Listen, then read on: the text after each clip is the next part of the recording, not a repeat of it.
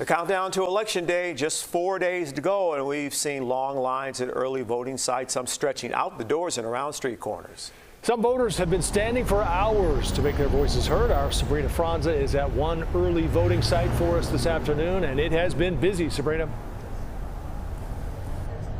Joe, this line has consistently been 2 hours long. The entrance to the Lincoln Park Library where we're standing is actually around the corner, but there are people standing all the way here where we are now. And every single person that we've talked to today say they're packing their patience, but they're not getting out of line because they want their voice to be heard.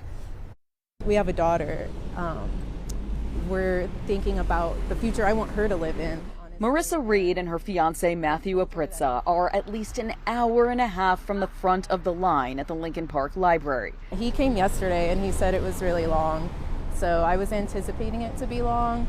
Didn't really expect it to wrap around the building, but I budgeted like 2 or 3 hours. In Lakeview, the line was even longer. Voters became friends while waiting hours together. I tried to come yesterday and the line was about the same length, and I thought surely if I come at a different time on Friday, it'll be shorter, but it actually was a little longer. Yesterday, the Chicago Board of Elections tallied 352,863 voters voting early and by mail. By comparison, 5 days out of the 2020 election during the pandemic, they'd received over 640,000. In 2016, just over 276,000 5 days out.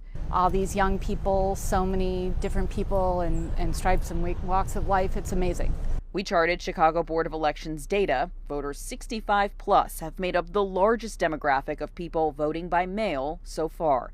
Voters 18 to 29 have been the least likely to show up to early voting sites. They're penciling in their picks not just for president and vice president, but for the many local elections also on the ballot. I'm pretty concerned about the school boards, not happy with the direction that CPS is taking.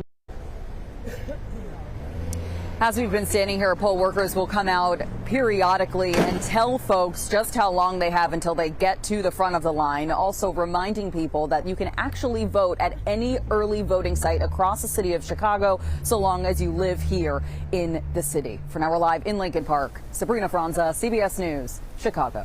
Thanks, Sabrina.